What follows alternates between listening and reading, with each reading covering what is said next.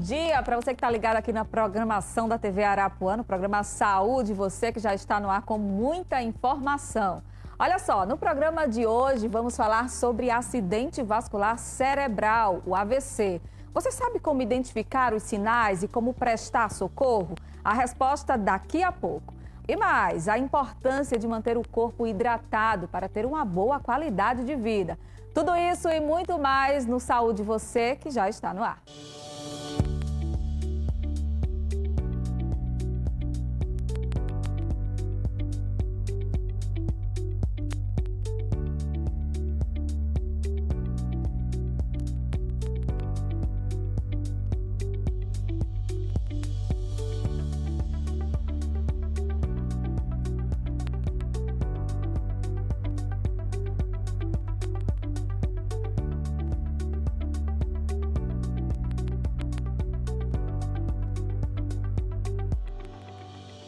Bom dia para você que está ligado aqui na programação da TV Arapuã, nosso encontro de todos os sábados.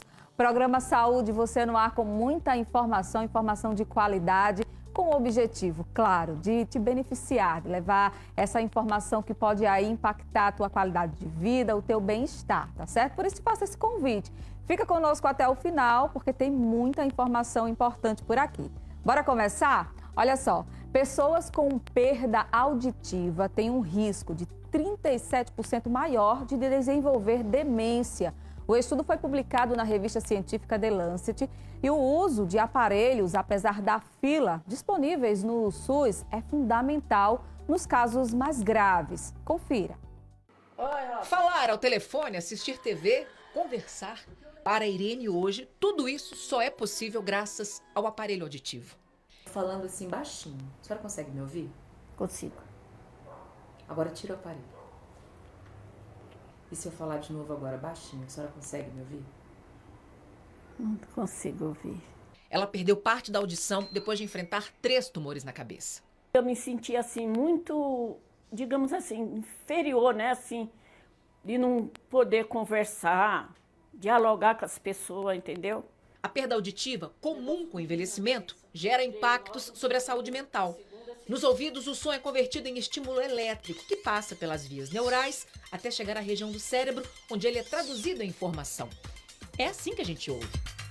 Essa mesma região do cérebro é responsável pela memória, aquisição de linguagem, comunicação.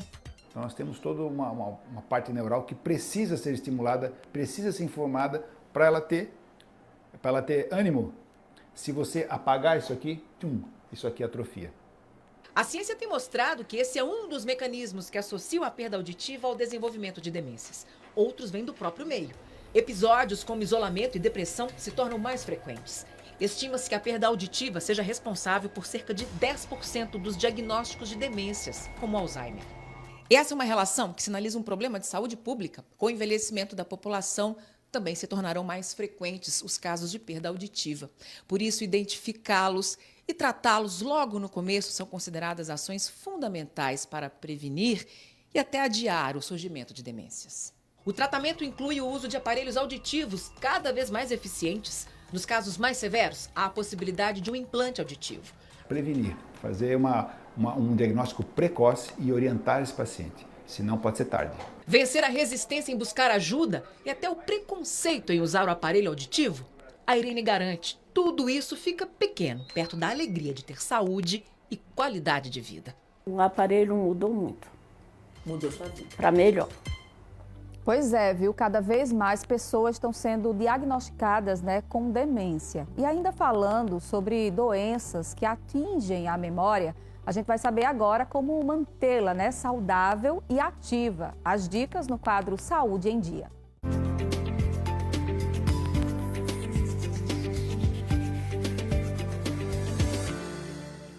A gente precisa entender que o corpo e a mente funcionam juntos. Então, a gente precisa se alimentar de forma mais saudável. Isso influencia diretamente. A gente precisa realizar atividades físicas regulares, academia, musculação. Várias pesquisas já mostram que é maravilhoso, que a relação entre memória, atenção, cognição, ela é muito estreita. Então, quanto mais a gente se exercita de forma saudável e mantém a alimentação saudável, mais viveremos de forma equilibrada em relação a aspectos mentais também, como a memória. Mas também ciclos sociais saudáveis, família, amigos, permanecer nesses ciclos e fortalecê-los faz toda a diferença na memória também. Conversando, entendendo as histórias, tendo empatia, tudo isso faz com que a memória se potencialize também. E alguns aspectos que já são mais conhecidos, mas que cabe ressaltar, exercícios mentais, obviamente, ajudam muito a memória. Você aprender uma língua nova, você conhecer países novos, pessoas novas, fazer viagens onde nada foi planejado, pode potencializar muito a memória.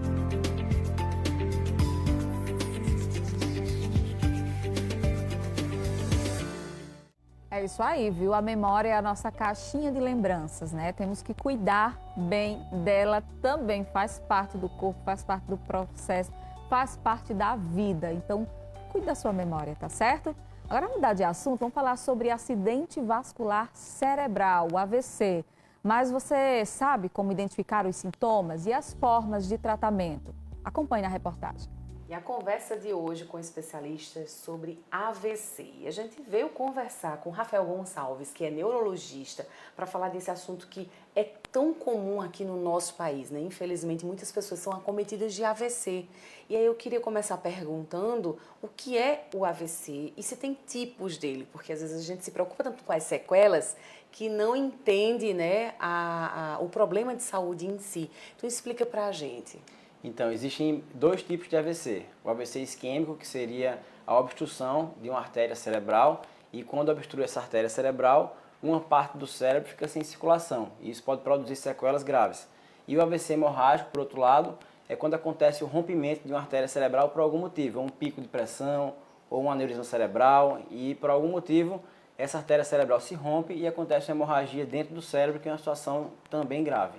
E aí, independente do tipo do AVC, as sequelas, elas podem se assemelhar? Sim, então, tanto os dois tipos de AVC, tanto o isquêmico quanto o hemorrágico, podem produzir sequelas graves, deixar o paciente, por exemplo, acamado, com dificuldade de locomoção, dificuldade de fala. Então, qualquer tipo de AVC pode causar, sim, sequelas graves. E o que é que ocasiona, então? O AVC isquêmico tem várias causas, então, desde arritmias cardíacas podem causar AVC, pacientes com perfil de risco mais negativo, como por exemplo pacientes sedentários, tabagistas, etilistas que não cuidam da pressão arterial, diabéticos, idosos. Então tem um grupo de risco que predispõe ao acontecimento de AVC isquêmico e também do hemorrágico. Os fatores de risco são um pouco parecidos entre os dois tipos de AVC. E no caso do AVC hemorrágico, há mais ainda a pressão arterial alta pode causar AVC. E algumas malformações, como eu citei, uma MAVE ou um aneurisma cerebral, podem também predispor a uma hemorragia cerebral. E aí a gente tem um perfil de um paciente, homens ou mulheres, uma faixa etária que são mais acometidos? Então, existe sim, assim, com relação à faixa etária, é mais para o paciente mais idoso. Após os 55 anos, já considera uma faixa etária mais de risco. Só que cada vez mais tem sido mais comum pessoas mais jovens que 55 anos, serem acometidas com AVC. Então, isso acontece devido a vários fatores, tanto a mudança de comportamento, como, por exemplo, a tendência maior à obesidade, o tabagismo, sedentarismo. Então, todos esses fatores aí, o perfil de alimentação da população, então, tudo isso aí pode trazer essa faixa etária, baixar um pouquinho mais esse perfil de risco aí para uma população mais jovem. E aí o AVC está associado a algum outro problema de saúde? Porque às vezes a gente escuta que uma pessoa se internou por um problema cardíaco, uma parada cardiorrespiratória, e aí em seguida teve um AVC. Isso é comum também? Tem uma série de fatores, uma série de situações clínicas que podem predispor ao AVC. Por exemplo, um tumor maligno, um câncer, seja lá a localização dele onde for, pode predispor à ocorrência de um AVC. Outras situações também, por exemplo, o infarto agudo do miocárdio, como você citou, problemas cardíacos podem predispor a AVC, arritmias também. Então tem uma série de situações clínicas que podem predispor, aumentar o risco do paciente ter um AVC. E aí pode ser hereditário? Sim, eu citei aqui os fatores de risco cardiovasculares, são fatores de risco adquiridos, mas tem também uma parcela de culpa, digamos assim, da genética, né? Da hereditariedade, uma predisposição individual de cada pessoa. E aí eu acho que, claro, como para se prevenir de uma série de doenças, são aqueles hábitos saudáveis, né? De uma Isso. alimentação mais regrada, atividades físicas, hidratação, enfim. Isso. Né? Cigarro também. Proibido, não né? é recomendado. Enfim, mas tem gente que com todo esse cuidado, por conta, né, de ser algo genético, desencadeia o AVC. E aí a gente pensa agora nas sequelas. Como é que funciona então o tratamento, né, o acompanhamento para fazer com que esse paciente tenha qualidade de vida mesmo após o AVC? Então, a gente sempre fala que o ideal é a gente prevenir uma sequela.